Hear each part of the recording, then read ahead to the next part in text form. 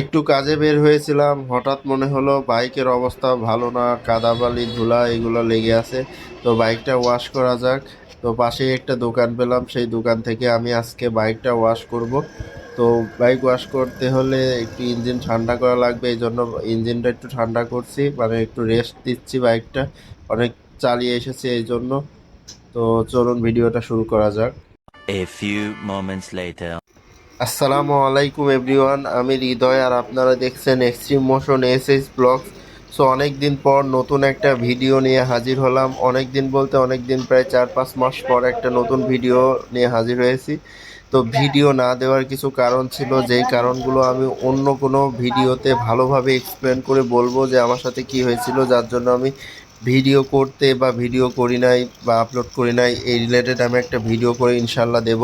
আর হ্যাঁ, আপনারা কোন বিষয়ে কোন জিনিস দেখতে পছন্দ করেন সেটা আমাকে কমেন্ট করে জানাবেন, তাহলে আমি ওই রিলেটেড ভিডিও বানানোর চেষ্টা করব। সো আজকের ভিডিওর টপিকটা হচ্ছে বাইকের ওয়াশ। রাস্তাতে যেতেছিলাম, হঠাৎ পাশে একটা দোকান পড়লো, সেই দোকানের লেখা ছিল যে এখানে বাইক ওয়াশ করা হয়। সো আমি এখান থেকে বাইক ওয়াশ করাচ্ছি। আর এই বাইক ওয়াশের খরচ হচ্ছে 100 টাকা। তো আজকের ভিডিও হচ্ছে যে 100 টাকায় আমি আমার বাইকটা ওয়াশ করাচ্ছি। তো এই ভিডিওতে কিভাবে কি কি করছে আপনারা ইতিমধ্যেই দেখতে পাচ্ছেন, যে বাইক ওয়াশ শুরু হয়ে গেছে। তো 100 টাকার বাইক ওয়াশে কি কি করা হয় সেটা আমি আপনাদের এই ভিডিওতে সম্পূর্ণ দেখানোর চেষ্টা করব ইনশাআল্লাহ। সো ভিডিওর সাথেই থাকবেন সবাই। আর একটা কথা হচ্ছে যে বাইকারদের সব থেকে বড় কষ্ট হচ্ছে যে বর্ষাকালে নিজের বাইকটা মানে পরিষ্কার পরিচ্ছন্ন করে রাখতে পারে না। সে আপনি যতই হন না কেন, যতই পরিষ্কার পরিচ্ছন্ন করে রাখতে চান না কেন, হবে না। কারণ আশেপাশে রাস্তাঘাটের অবস্থা ভালো থাকে না, কোনো জায়গায় ভাঙা, কোনো জায়গায় গর্ত, কোনো জায়গায় ধুলাবালি কাদা ময়লা এগুলো লাগবেই বাইকে। আমি অনেক দিন আমার বাইকটা পরিষ্কার করি নাই, কারণ যদি আমি বাইকটা পরিষ্কার করি তাহলে আবার ময়লা লাগে, আবার একটা ঝামেলা। মানে যেই উপর উপর যে ময়লাগুলো হয় এইগুলো আমি মুছে ফেলতাম, কিন্তু যে ভিতরে যে নিচে ইঞ্জিনের নিচে যে ময়লাগুলো থাকে ওইগুলো তো প্রেশার, মানে পানির প্রেশার ছাড়া ওইগুলো কোনোভাবেই ধোয়া সম্ভব নয়। এই জন্য আমি ভাবছিলাম যে একবারে বর্ষাকালটা পার হয়ে গেলে একবারে গাড়িটা ওয়াশ করব। সো আজকে সেই সুযোগটা হয়েছে। কিন্তু সুযোগ হওয়ার পর পরে আর একটা সমস্যা হয়েছে যে আকাশে অনেক মেঘ লেগেছে, যে বাইকটা ওয়াশ করার সাথে সাথে বৃষ্টিও নামতে পারে, আবার রওনা দেওয়ার সাথে সাথেও বৃষ্টি নামতে পারে।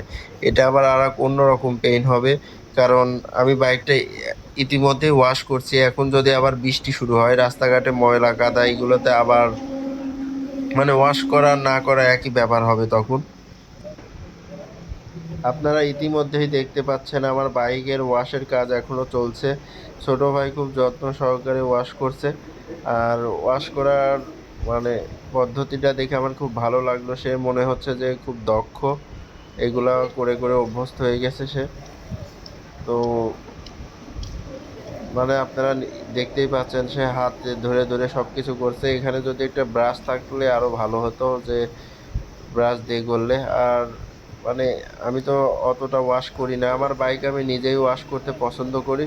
আমি বাসায় থাকলে আমার বাইক আমি নিজেই ওয়াশ করে রাখি, কিন্তু এখন বর্ষাকাল তো ওয়াশ করলেও আবার কিছুদিন পর বৃষ্টি হয়, আবার ময়লা লাগে, আবার মানে ঝামেলা। রেগুলার তো এমন করা সম্ভব না। রেগুলার আমি আমার হাতের শুকনা কাপড় দিয়ে মুছি, মুছে রাখি। আর যখন অনেক কাদা ময়লা লাগে তখন আমি আমার বাইকটা ওয়াশ করি। আর বাইকের টুকটাক কাজ আমি নিজেই করতে পছন্দ করি, কারণ বাইকটা আমার ইমোশন। বাইকের যদি কোনো ক্ষতি হয় সেটা আমারই হবে। বাইকটা মনে হয় যে আমার শরীরেরই কোনো অংশ। আপনারা সব কিছু ইতিমধ্যে দেখতে পাচ্ছেন। এখন সে শ্যাম্পু নিয়ে আসলো, শ্যাম্পু দিয়ে ওয়াশ করবে। এটা আমার দেখে খুব খারাপ লাগলো। আমি ভাবছিলাম যে সে হয়তো ফোম ওয়াশ করবে বা করবে। সে পাশের দোকান থেকে 2 টাকা দিয়ে শ্যাম্পু কিনে সেই শ্যাম্পু করে, মানে সানসিল্কের একটা শ্যাম্পু আছে না 2 টাকা করে, ওইটা কিনে এনে সে পরিষ্কার করবে, এটা আমি কখনো ভাবিনি। তো যাই হোক, সে যখন করছে হয়তো তাদের এখানে এই সুযোগ সুবিধাটা নাই। আহ, আমি যদি আগে জানতাম তাহলে এখানে আমি আসতাম না মোটেও, যে এইরকম হবে। আমি জাস্ট ভাবছি যে আমার বাইকটা ওয়াশ করব, একটু নোংরা লেগেছে, একটু পরিষ্কার করলে এরপর হয়তো কিছুদিন বৃষ্টি হবে না এই জন্য। কিন্তু আপনারা ইতিমধ্যে আকাশের অবস্থা দেখতে পাচ্ছেন যে আকাশে কি পরিমাণ মেঘ লেগেছে। তো আমি আমার বাইকটা ভালোভাবে ওয়াশ করে নিয়ে যেতে পারবো নাকি এটাও একটা সন্দেহ হচ্ছে।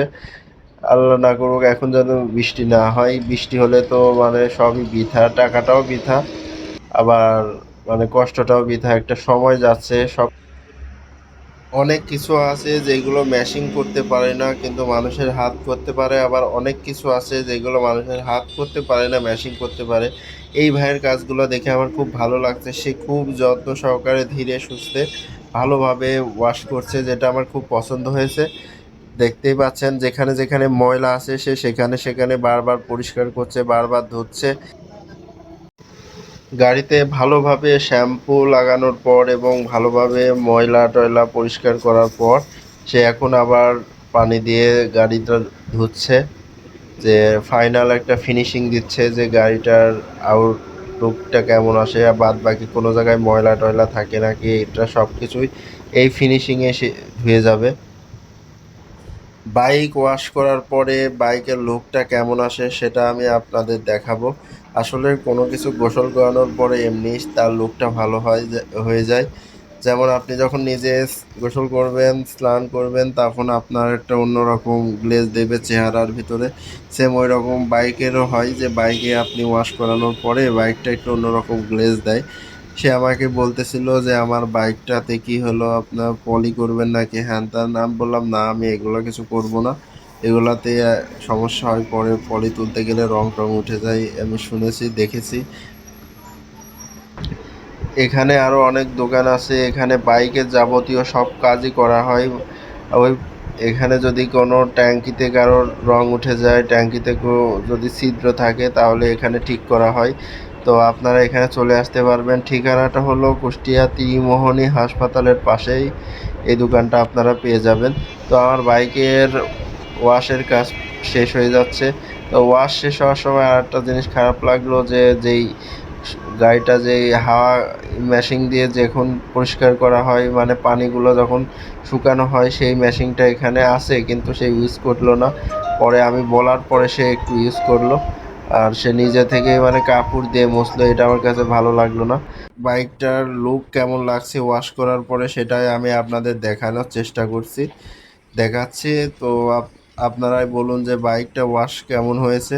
যদি বাইক ওয়াশটা ভালো লাগে তাহলে ভিডিওটা লাইক কমেন্ট অ্যান্ড সাবস্ক্রাইব করে দিয়ে বেল আইকন বাজিয়ে দিবেন, তাহলে অন্য কোনো ভিডিও আপলোড করার সাথে সাথেই আপনার কাছে চলে যেতে পারে। তো দেখা হবে অন্য কোনো ভিডিওতে, অন্য কোনো ব্লগে। সবাই ভালো থাকবেন, সুস্থ থাকবেন, আল্লাহ হাফেজ।